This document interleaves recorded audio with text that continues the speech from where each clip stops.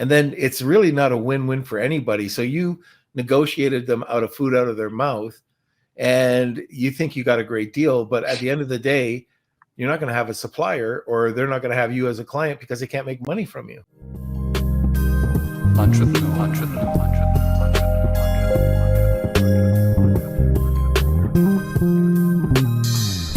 Hey everyone, this is Norm Farrar, aka the Beard Guy here, and welcome to another Lunch with Norm, the e-commerce and Amazon FBA podcast. Today, we're going to be discussing building and scaling brands with Mexico sourcing. We're also going to be talking about why focus on Mexico, and why is value-based collaboration important, and how does understanding the cultural differences strengthen partnerships. We're also going to be talking about why building a community is crucial for your business and brand scaling. All right, welcome to another Lunch with Norm, the e-commerce and Amazon FBA podcast. Sit back, relax, grab a cup of coffee, and welcome our guest. Hi. How are you? I'm good. I'm very jealous that I didn't have a night like yours last night. And tonight. Oh, you know what happened? This is kind of cool. So this is first rabbit hole we're gonna go down. I came to Vegas. Kevin was here, and by the way, he brought me cookies, so that's very good. He knows that's one of my things. Kevin King, and anyways, we went over. He had a surprise last night for me, and we went over to the Sphere. And I never heard of the Sphere before a couple of weeks ago. What an amazing show. It was unbelievable. And typical Kevin fashion, he got the best seats in the house, right? Center. And I never expected it to be as good as it was. So if anybody's in Vegas, and I know they're using it for all sorts of different things, but just the regular event that they have, the regular entertainment that they have. First of all, it's tons of entertainment going in. Then second of all, then the show starts and you just sit back and you're just amazed. So wow. Beautiful. Yeah. Beautiful. I haven't had the chance to go to Vegas in a really long time. I used to go all the time for expos, but it's been a long time. So I'll have to put that on my bucket list. Yeah. Again, I wasn't even expecting it. I don't know. I come to Vegas quite a bit. I didn't even know the dome was built. The Sphere was built. So it just shows I don't pay attention when I come here. Okay, so today, and by the way, if you're interested, if you're listening, a lot of this content that we talked about at the beginning just gets cut out when we go to the YouTube or when we put it onto the podcast on Apple or wherever you're listening to it. So some of the fun is just listening to me stumble through and have bloopers, or you can just listen to the more finely tuned edited version. Okay, first question, Lindsay. Shoot, why I'm ready. Mexico? Well, I think there's some pretty basic reasons, pretty obvious reasons why Mexico, which is its proximity to the US. Mm-hmm. I think that's the first and the most important reason. And then the second reason is that I think Mexico for a long time has kind of fluxed in and out of the radar of the US consumer and also the US product builder, entrepreneur who is looking to, potentially produce outside of the US their product. And I think recently, with everything that happened post-pandemic with Asia and the supply chain crisis, Mexico has really come back onto the radar and become a really viable option. And I can speak specifically to how Mexico has been preparing for that kind of swing back towards nearshoring, because it's something that I've seen, specifically over the last 10 years that I've lived here, how manufacturers are starting to learn from what China did well and then adapt it to this kind of nearshoring, more artisanal style manufacturing here in Mexico. And it's a huge country, and currently manufacturing and exporting to the US and to other parts of the world represents 40% of the economy here. So it is something that I think a lot of people don't realize, that it's growing kind of under the water. And we're going to definitely see a boom very soon in nearshoring, especially in apparel, which is my area of expertise. But yeah, Mexico also, I mean, you really can't imagine a better partner because you get to come to Mexico and experience an incredible culture and drink tequila and eat the best food in the world. So I mean, besides the practical reasons, it's also an amazing place to be able to have as a partner. I mean, I travel to China a lot, and I can tell you the food is definitely better in Mexico. Well, I can see one of our listeners, like Cool Hand Luke. You probably had him at tequila, so so. But there's a couple of things. I've been in Mexico trying to source the manufacturing, and there have been some issues that have come up that are different than China. Now, other than the 16-hour, 20-hour flight, which sucks. But going to Mexico, like you said, you can just go over there, meet with your supplier. But I still don't, for me anyways, the process, getting the orders, and are you seeing that that's getting better? Yeah, I mean, specifically this year in particular, in Alt Creative Agency, my business, we partnered with WeTrek, which is another company that specializes in the actual process. And so we're really trying to work kind of both sides of the coin there. So we're working with the manufacturers here to better their process, to strengthen their kind of commitment to quality and to the process, and then also work with the clients to help them understand that China's been doing this for a really long time. Mexico is relatively new in the sense that to be able to meet the capacities and the demand that the American client has, it has to learn the process. And so we're trying to work, kind of both sides of the coin in adapting the market here in Mexico, training the manufacturers and the suppliers here, and then really working on how can we build a process that works for both sides. Because I think traditionally, I've worked with a lot of the American brands. They come to Mexico and they expect a system and a process that they're used to receiving in Asia. And it's very different. And I think that one of the key differences is on a cultural level, right? Like I don't think there are cultures more different on a global scale than China and really anywhere in Latin America. And so I think just getting people to understand that the process is different, but even though the process is different, you can still get the same results is really key to making this partnership work, across the border. Yeah, I've like dealing with China. There's certain communication technique, even there, just cultural differences for new sellers. Even you could be an advanced seller, but there's all sorts of cultural differences that could still affect your negotiation, just everything to do with your product. It could be your packaging, it could be the quality. In Mexico, that's a whole other ball game. So all of a sudden, let's say you've been in the game for a few years, now you're going over to Mexico. The communication, and this is a big difference that I found, is that Mexican manufacturers want to please. They want to get the job, and they'll go out of their way to do it. I've also found out that sometimes if it's not a win-win on pricing, the manufacturer, and I've had experience with this, will overcompensate to get the deal, and then they feel that they just want the deal. They want to satisfy you, but then they find out that their pricing is wrong. Have you ever experienced that?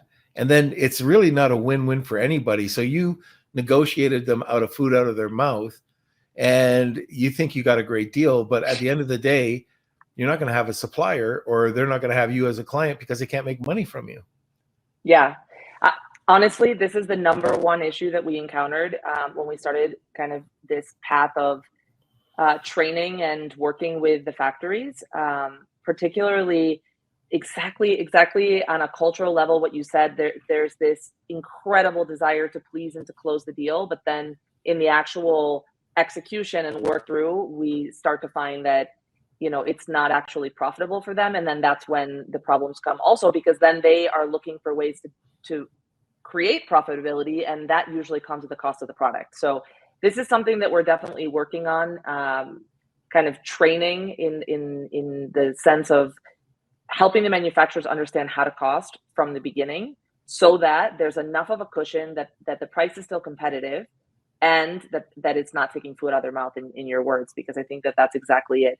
It's definitely something that happens. I think it's getting better because there's, one of the things that I always say to the brands is that if we don't try, we're not going to be able to get anything to happen here in Mexico, because it really, in the practice, is where we have to really count on the learning. And if brands aren't willing to take the risk and aren't willing to come and try it out and work and create those relationships and those alliances, then it's really just going to stay in a realm of theory, because it's never going to actually be able to translate into growth and learning. And I mean, for those who started manufacturing with China, 30 years ago, know that it was pretty similar in the beginning. And the difference was that China had the ability to subsidize through their government, so that the food wasn't being taken out of their mouth, because it was a really big push to move, China into a global leader in manufacturing. And that's something that we're also looking to have happen here in Mexico, is how can we push the government to help subsidize this, because it is the future, and it is the direction that will allow Mexico to grow as well as a global economy. And like you said, without trying, it's really hard for them to get into that. So we are doing a lot of work on costing and understanding, the full supply chain, because a lot of times the manufacturers offer full package, and then in the end they're not really clear on what their partners are, like fabric mills or other suppliers on the raw goods side. So it becomes a bigger problem. And so we're trying to build a network where that collaboration happens from the beginning, and that the costing is really as accurate as possible. But it's definitely one of the biggest challenges here in Mexico and in Latin America in general as well. So in the Philippines, Philippines are known, for, at least with the VAs, anybody who's had a VA, and you heard about the family emergency. And family emergencies usually happen on Mondays and Fridays, but I've had one of the contractors that we were working with. She had told me that her mother had died 3 times. Okay, so, but it is a common trait, and this is anybody who's ever dealt with Philippine VAs. And one of the things I found was I either wasn't paying enough, and they were jobbing out, and so that's just a common trait. So now I pay a lot more, and people are loyal, and they're it's great to work. But it was a learning process. Common trait in Mexico is that if you do this and you don't pay enough, you'll be put to the next, or like next in line will get the ordered processed first. And so if you're noticing that you're being pushed back, or your lead time is all of a sudden being missed, it might be something to take a look at, and maybe even renegotiate. Can you imagine if you went back to your manufacturer and just asked them, hey, look, is there a problem? And do you need more money? Do you think that they jump at that? Yeah, I think communication is typically the most critical part in any relationship at any level and any scale of business. I think it's something that I always make the joke that instead of having classes on how to learn to about history, we should have classes on communication in school, because it is without a doubt the number one tool for creating a successful business. Everything is relationships. And I think one of the advantages of working with Latin American countries is that the language barrier is significantly lower. The barrier is much lower. And the other thing is that, like you said in the beginning, they're willing to please. So they're very open and very warm, and they're very flexible in the sense that if that conversation is brought to the table, it is more likely for a win-win situation to come out of it than China. I know, because I negotiated in China for many, many years, and it almost seemed like there was no negotiation. In the end, I would leave and I feel like I got the short end of this stick again. I don't know how that's possible. So I know that here in Mexico, it's a bit different, because there is that deep desire to please and to grow and to learn. And so I think as long as there's that openness to bring the conversation to the table, you'll definitely have a much different result with Latin American countries than China or anywhere in Asia, particularly. Yeah, and like China, Mexico is very family oriented. And yes. I love that about dealing with suppliers here.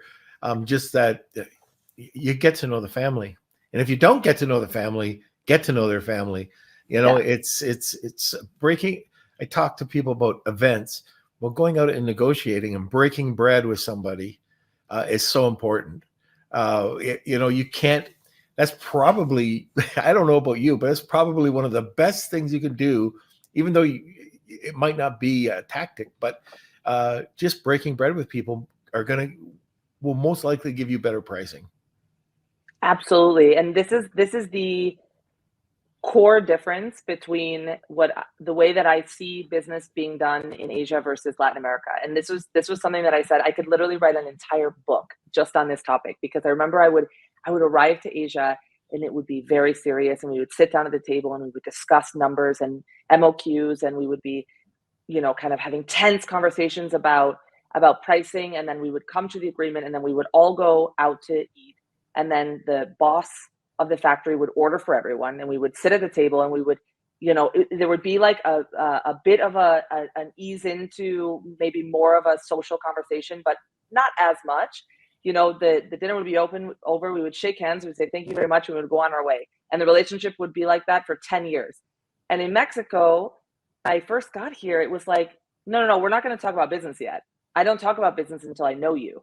And so we would go out to lunch, we would get drunk off of tequila, and then we would start talking about business. And it was really jarring for me at first, because the difference of how I was used to doing business is just so radically different. And at first, as an American and as somebody who was, born and raised in New York in a very structured, like, you can't mix friendship with professional relationships. It was really hard for me to, bring down my barrier, because after the lunch, it was like, we're going to go, or I'm inviting you to my house. I want you to meet my mother. And then we would go to the factory, and in the factory, there would be this shrine, Virgin of Guadalupe, and everyone would have like this moment to like, of lunch would be like this really social, loud moment in the day. And I just thought, wow, this is culturally, the differences here are so grand. But at the end of the day, I think it's really important as American consumers and as American brands and as American companies to really go into any of these situations from a place of curiosity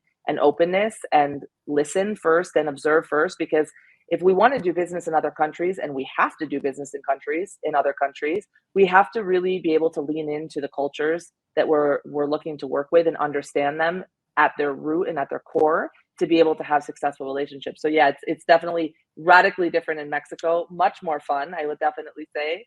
But that fun also comes with needing to know when to take a step back, when to put on, kind of the serious face, and how to negotiate and navigate Right. through so much warmth.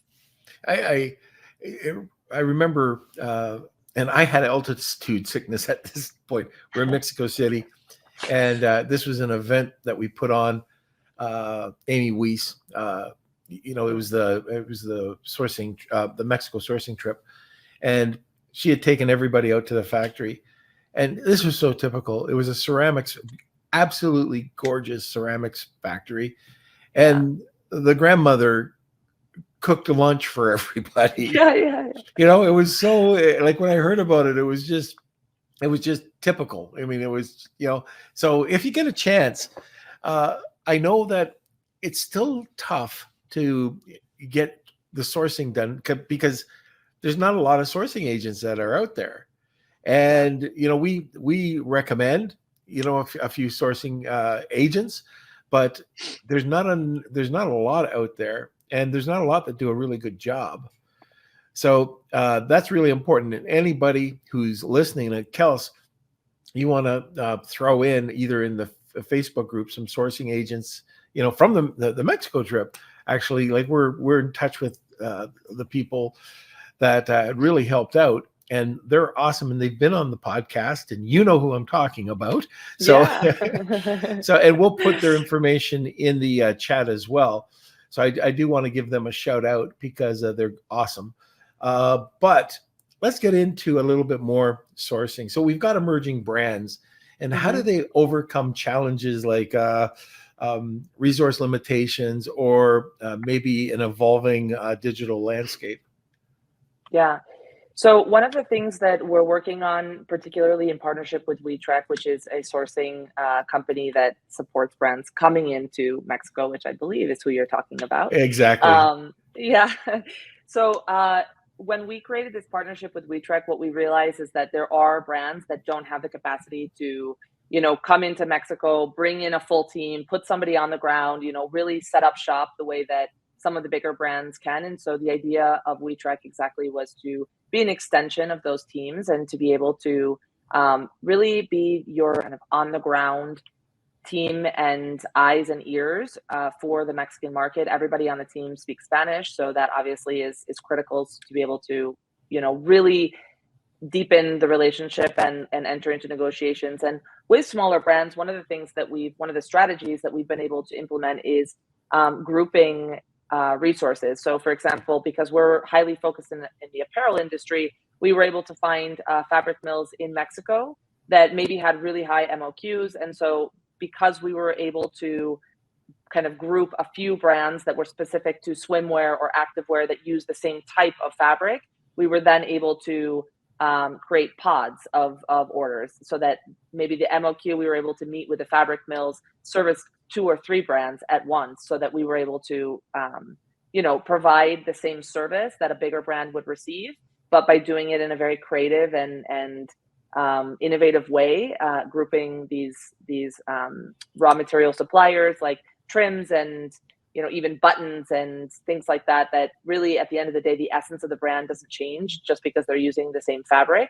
The essence of the brand isn't in jeopardy, is the word, just because they're using the same fabric. So we're really looking to find new and creative ways to support the smaller and emerging brands, because we recognize that if you are a small brand in the US and China is yes, there's a lot of resources, but it's very far away, and it's very difficult to get kind of your feet on the ground if you don't actually go. And you can be in Mexico in 3 hours if you're on the Right. West Coast, and if you're in New York, also Miami. These are like the main cities in the US have direct flights to Mexico City, Cancun, Guadalajara. So really, it's a much more accessible place to start investigating than China, because China is obviously significantly larger, and it seems as though in Mexico there's more of a openness also to even start those conversations without even having to commit to doing business. So I think that's also another advantage for small brands as well. Yeah. And on top of that, and I don't know about you, but I would not attempt to go and try to just do this on your own in Right. Mexico. You Yeah. need like we're talking about WeTrack. So you need a sourcing agent, or you need somebody to help open up those doors. Being an entrepreneur, you only know so much. You can't be an expert in everything. And this is definitely an area. It might cost you a little bit extra, but is going to save you so much money in the long run. Just processing, getting the goods across the border. There's so many reasons why you should go with a sourcing agent and just let them like open up and get the job done for you. So if you're worried about saving 5% or whatever the charge would be, it's the wrong thought process. It really is so important. And we're at the bottom of the hour. Just wondering, if you're a seller, if we've got a bunch of listeners on, if you've never gone to Mexico, why not? And if you are in Mexico, let me know, or let us know, some of the challenges you face, or something that's awesome. So it's wide open. Just interested in that. And of course, we actually do have a bunch of questions already that we'll get to at the top of the hour. But I'd like to see those comments. Okay, so we're at the bottom of the hour, and if this is the first time you're listening to the podcast, we have a giveaway called, or not Lunch with Norm. That's giving away me, and nobody wants me. So, but they probably do want the Wheel of Kelsey. So if you're interested in our prize giveaway, it's always #Wheel of Kelsey. Tag 2 people, you'll get a second entry. All right, Lindsey, I'm going to put you on the spot. Yeah. What is the awesome giveaway today? So we're actually going to allow the winner to choose, but we have 2 potential giveaway options for the winner. The first one is access to WeTrack for a pre-diagnosis to get that initial kind of work done with WeTrack to figure out what is the product that you're looking to do, help you kind of get an idea of what that would look like nearshoring into Mexico. And then the second one is for anyone who is actually specialized in apparel or in textile.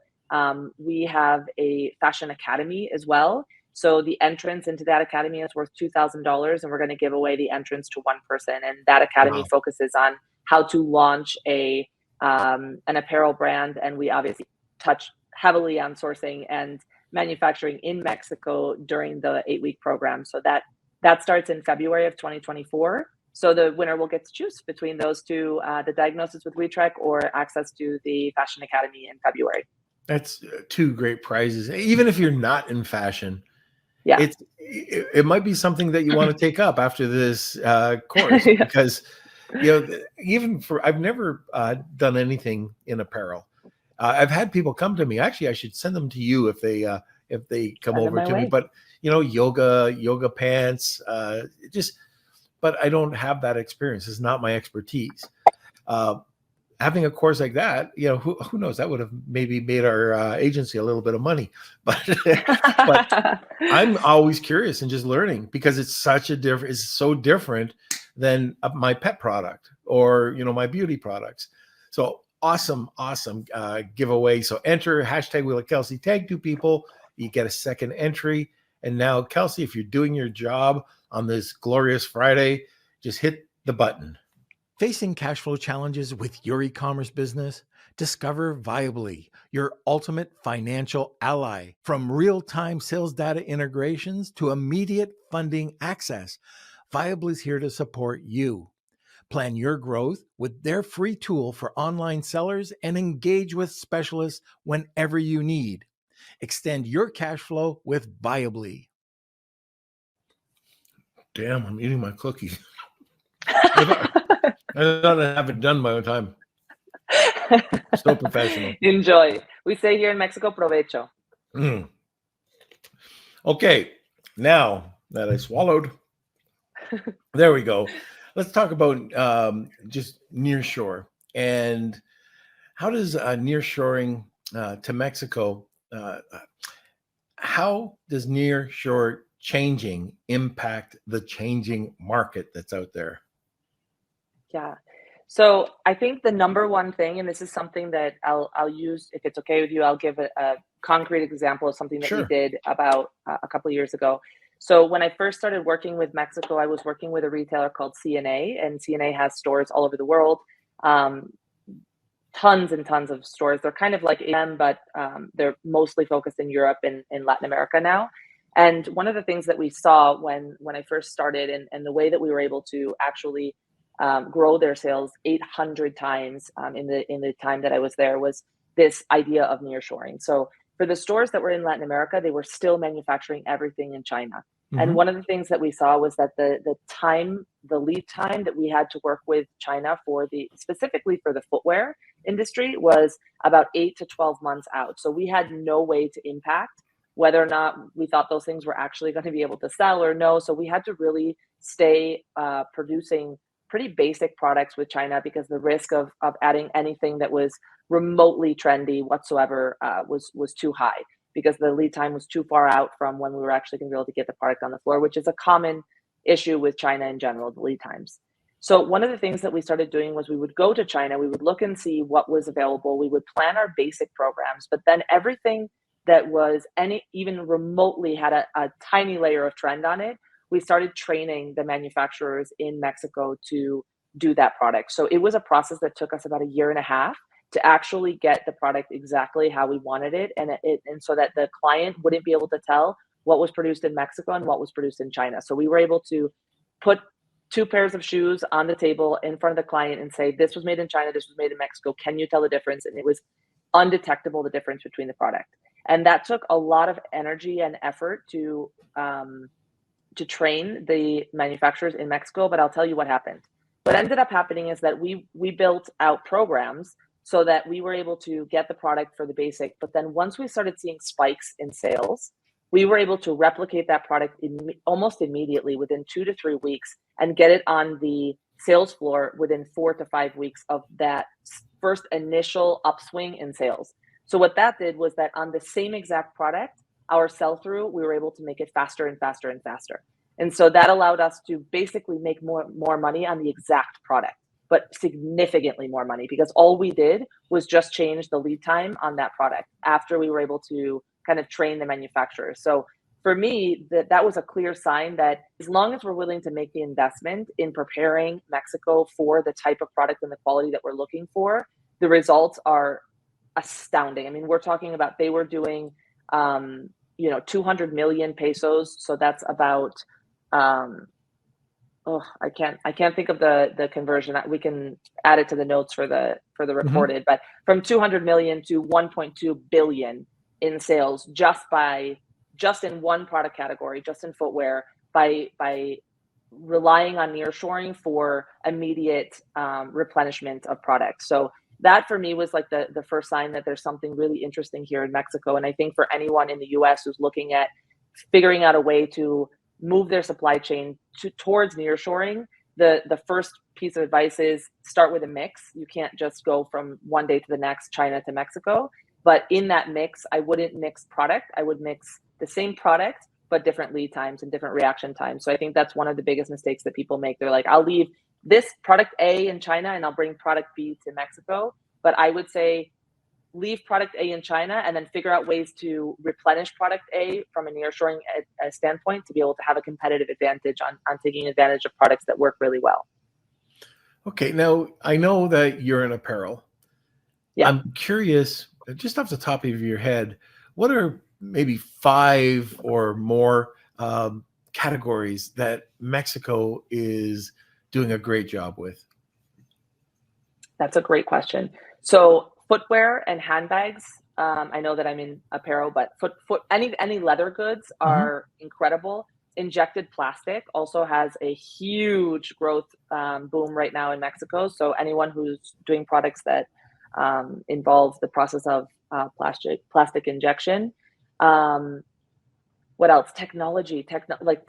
I know that there's here in Guadalajara, specifically where I live, there's huge manufacturers for like cell phones and tech gadgets, I guess would be the way. Sorry, my language around anything outside of apparel and fashion is going to be limited, so I apologize.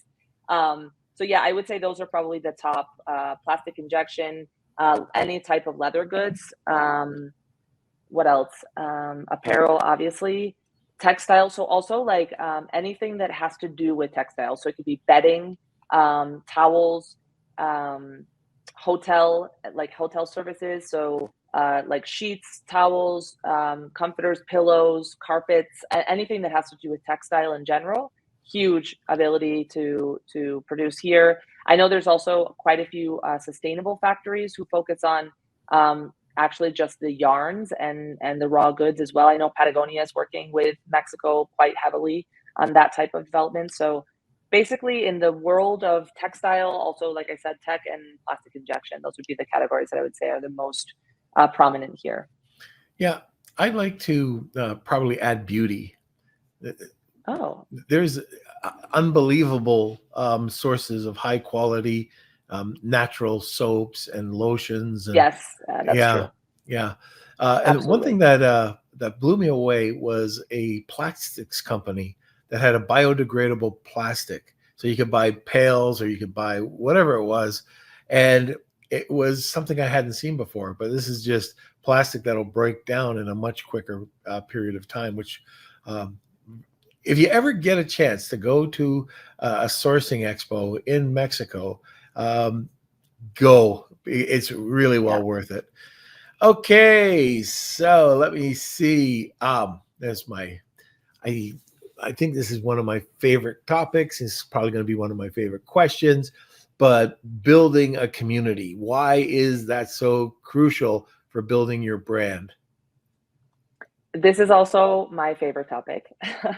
I think it's a really hot buzzword right now, also on a global scale community. I think it really stems from, the impact that the pandemic had on the world and the desire to feel belonging and feel a part of something bigger than us. So for me, community is the number one thing.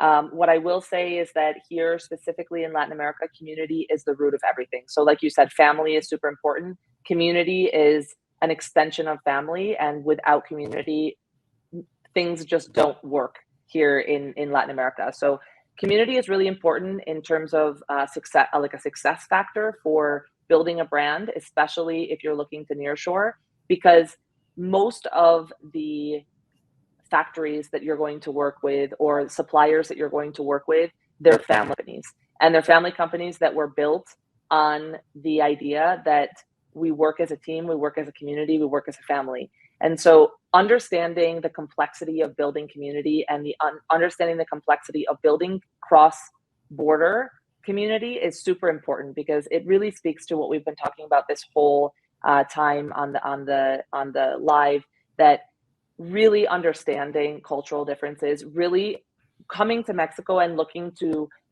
be a part of what's happening here. I mean, I'll use the example of Flamingo Estate. Flamingo Estate is a company based in California that does organic food and products. So all of their products are based on organic ingredients. They just came this week to Yucatan and to the south of Mexico to understand regenerative agricultural processes.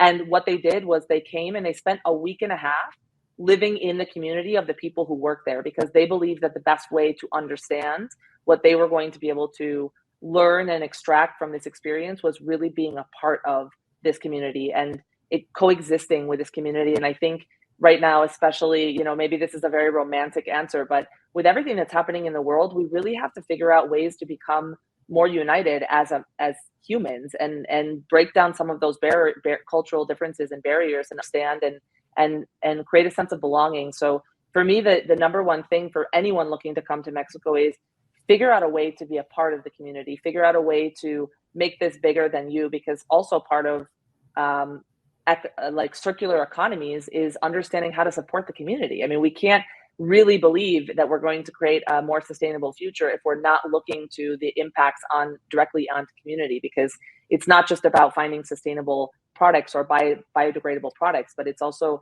sustaining communities that are actually the people whose hands are creating this product. So for me, community is at the center and the core of everything that we do, both in Alt Creative Group and in WeTrek. And so for me, it's you know, the invitation is for people to get really curious about the communities that are supporting their product and their supply chain and figure out ways to support them better. Whenever I travel, I always try to get, you know, the excursions or kind of get off the beaten path and just see what the real country is all about. And that could be experiencing different foods. It could be, I actually in Jamaica, I went to this mountain village and it was really cool. I stayed overnight and it was just experiencing something that was completely different that I've never experienced before. But this could come back and haunt us. The last time, I'm only telling this because it came back in Mexico, in Monterrey, and Brandon Young and I and a bunch of other people were around 2 in the morning, 3 in the morning. Brandon's on his phone going, oh, TripAdvisor says that there's a food truck just a block away and it's #1 in Monterrey. So we walked out there and it was the best hot dog I ever had. And the tacos that we had were fantastic. But just finishing up like the 5th taco, I looked over at Brandon. I said, Brandon, you're talking after me tomorrow, right? And yep. We never thought about, like, this is coming off a food truck. What happens if we both get sick? But luckily we didn't. And, you know, save Montezuma for another day. But, but I just hit me. I went, oh, you know, we're you know, we've come down here. We're basically being paid to come down, and we might not be on stage together. So, it was just hilarious. But like I said, it was an experience. It was awesome. You know, just exploring this food. I know we're down, you know, a completely different rabbit hole, but just a lot of fun. Okay. I think that's it. Let's get over to some questions. We got a bunch of questions. And again, if you have other questions about this, food trucks, whatever you want. Just throw them in the comment section. All right. And just a reminder, we do have a brand new WhatsApp group for Lunch with Norm. It's the official Lunch with Norm WhatsApp group. So make sure you sign up. We're going to be posting there. Because you wanted it. Exactly. All right. First question is from CoolHand99. I have begun exploring Mexico as a sourcing option. Is it normal for MOQs to be incredibly higher than China? Yes, it is. It is normal. The reason for that is because one, because China has just been doing this for a significantly more amount of time, so they obviously have systems and abilities to reduce costs because of the volume that they do on other production lines and within their same kind of manufacturing sphere. So it is normal. One of the ways that we're looking to get around it, like I had said earlier, is just trying to figure out ways through the sourcing agent and through the support that we provide of grouping different POs around raw materials so that we can bring those MOQs down.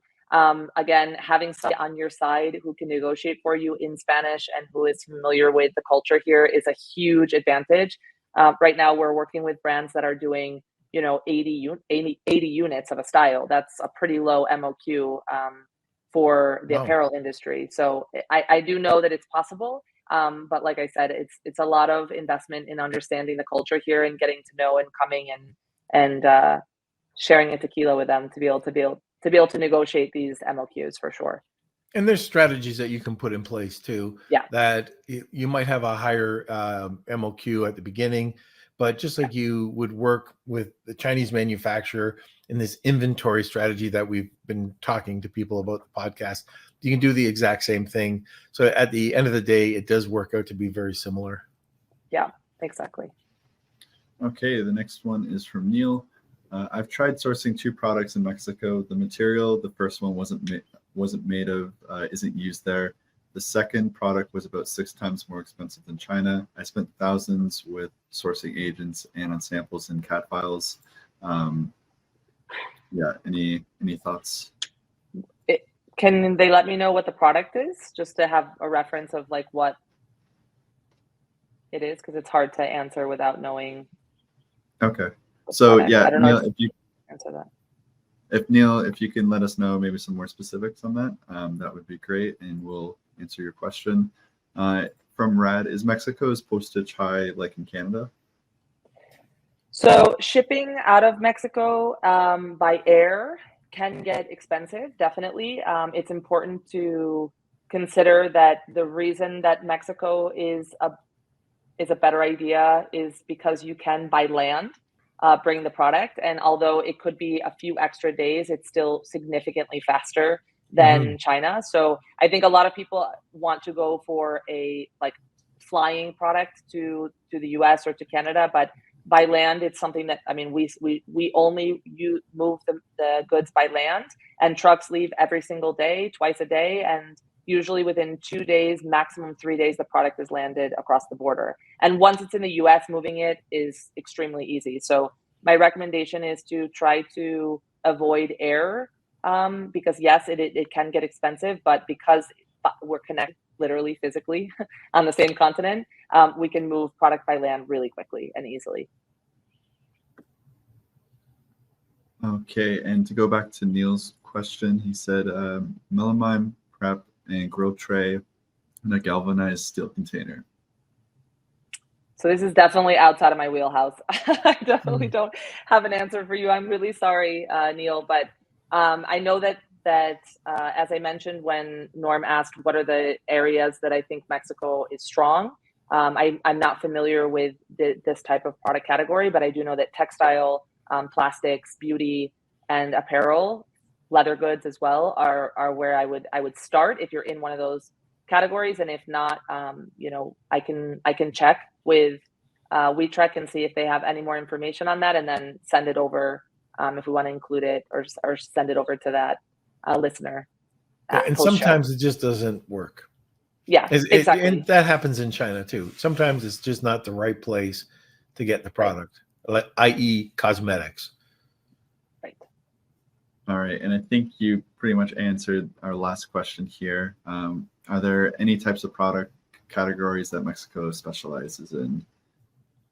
Yeah, Anything so that we one I can actually mention? forgot, which is great that this question came up again, is home goods. So furniture is a huge one, huge, huge, huge. I actually found, I don't know if this is, I should say this or not, but I ran into the buyers for Pottery Barn and for West Elm in Tlaquepaque, which is a town that specializes in furniture. And they were working very heavily with suppliers here. So apparel, textile, leather goods, home goods, like interior design, ceramics, plates, cups, glassware, home furniture, and injected plastic as well, as we mentioned. Okay. And there's just tons of products you can take a look at. Incredible, incredible. I mean, really, in the creative space, it's just another level. It's absolutely incredible. Like, if anyone on here listening is even remotely related to a creative industry, whether it's beauty, whether it's apparel, whether it's textile, home goods, I mean, this is our niche, because this is really, I mean, just the best quality that you can find in the world, and really, really, really well made. Okay. So I think, Kels, is that it for the questions? Yes, that's it for the questions. All right. So before we do anything, Lindsey, what's your contact information? How can people get a hold of you?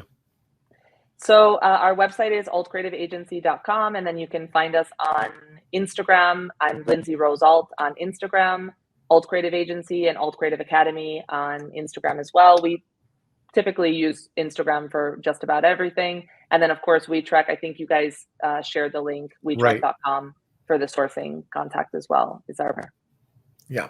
Okay. So just before we go to the wheel, you got 30 seconds to, get your name in if you are interested in our giveaway. And once again, the giveaway is, Lindsey? Access to the 8-week masterclass for fashion brands, or anyone in the fashion industry, or anyone looking to better understand how to grow a creative business, or the diagnosis with WeTrack, the sourcing diagnosis with WeTrack. Mm-hmm. All right, fantastic. So to have access to one of those, hashtag Wheel of Kelsey, tag 2 people, and you'll get a second entry. And now I guess I have my live read. Kelsey? I guess that's Kelsey's way of saying, yes, you have that live read. You sure do. All right. I am going to record this next week, though. Okay, and this is for seller basics. Hey, Amazon sellers, ever faced with account suspensions, ASIN hiccups, or IP headaches? Introducing Seller Basics, your Amazon account's guardian. With just $99 per month, Seller Basics offers a dedicated team to shield your business from these challenges. Plus, this membership offers free legal consultation from seasoned e-commerce attorneys. No long-term contracts. Cancel just with 1 month's notice, and view Seller Basics. You can view Seller Basics as your Amazon account's health plan. So check it out at sellerbasics.com. And I got to say this disclaimer. Seller Basics isn't an insurer or a law firm. Consultations come from independent firms. Results can vary, and membership needed before events leading to the claims. And other terms apply. That's it. Oh, I'm going to have that so recorded next week. Nothing like live reads. Okay, so I don't think there's anything else. I guess we would just go over to the wheel. Is that right, Kels? It's time for the Wheel of Kelsey.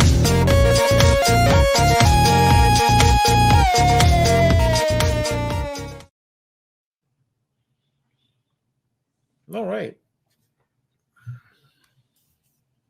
Okay, so here is the Wheel of Kelsey. We do this every single episode, so make sure you come back Monday, Wednesday, Friday at 12 p.m. Eastern time. I do believe we have daylight savings time happening here in Canada, I think next week, so we might be an hour earlier or later than usual, but anyways, here we go. All right, if you are the winner, please email me, k@lunchwithnorm.com. And Drip is on the Hey, wings. Drip gets it. He's been snagging quite a few products. I know. I think he's won three out of the last 4 or 5. How much is he Drip, paying you? wow. Yeah. It's I'm making pretty good money. Oh, all right, very good. Good side hustle. All right, Lindsey. Well, thank you so much for coming on. Like I said, we don't talk enough about Mexico and sourcing in Mexico. I think it's a great opportunity for the right product, for the right product, and for suppliers that have the right communication skills. They can definitely find winning products to sell on Amazon, Walmart, or retail. Period. Absolutely. Yeah. We should organize like a panel or something. I can get together some sourcing managers here, and we can do a little digital webinar about. I'm happy to do that. Mexico. That would be awesome. Yeah, I'm all in for that. That would be fantastic. Sounds good. Thank you so much, Norm. I had so much fun. Oh, I'm glad you did. Go look for a cookie. Yeah, you know what? I just finished it off during the wheel. Amazing. Yeah. Thank you so much. Oh, it was awesome having you. And I'm sure, the listeners have learned something from you today. And that course that you have, just in case you are interested and you didn't win, check it out. Check out what Lindsey's putting together. That is, knowledge is everything, right? So you might find out that apparel is something you want to get into. But there we go. Amazing. Thank you so much. You are very welcome. Enjoy Mexico. I wish I was there. Yeah, thank you. Enjoy Vegas. Oh, thank you. All right, everybody. So I hope you enjoyed today's episode. Kelsey, get your butt back here. Hello. Anything else to say? All right. Well, I'm going to say it again, like I have several times today. We have officially announced our new WhatsApp group for Lunch with Norm. This is the official Lunch with Norm WhatsApp group. So check it out. You can join here. It's also in the Facebook group. I put a giant QR code there, so it's nice and easy. Join here. It's brand new. So we're just getting things started. It's about an hour old right now. So it's Kelsey talking to himself. Right now, yes. We've got a couple, actually. We got a couple people joining in now. So things are moving. Things are grooving. So hope you like today's episode as well. Smash those like buttons. This podcast will be up on Apple, Spotify, Google Podcasts in about a week's time, where you can find the edited version. And as that goes for the YouTube episode as well. And I think that's it. Perfecto. There. That's I don't even know what language. I don't know. It's Friday. Okay. So have a great weekend, everybody. Hope you liked the episodes we had this week. I think we had some really unique episodes. This one today, and then the Heights platform. I am definitely checking that out. So if you haven't checked out, and we don't have an affiliate code, we don't have anything, but I checked it out. I got my retail partners to take a look at it because we've got that course launching, and just for brands, it is very inexpensive. And yesterday, I think we made the decision to switch over to it. And I'm not getting a discount. I'm buying it at full price. I just asked Laura and Aaron if they wanted to check it out, and they both agreed. We already had a platform to promote our products on, but it's an awesome platform once you take a look at it. So if you don't know what I'm talking about, check out the Heights platform podcast we did yesterday or on Wednesday, and you'll be amazed if you're doing any type of community building. And that's it. So join us every Monday, Wednesday, and Friday at noon Eastern Standard Time. And I say this at the end of every podcast. We could not do this without our community. We have an awesome community. If you want to be part of it, go to our Facebook group, and that is Lunch with Norm, the Amazon FBA and e-commerce collective. And I had that backwards, but it's Friday. Want more great information? Don't forget to subscribe by clicking here. Also, if you want to check out our latest podcasts, click over here. Lunch with Norm.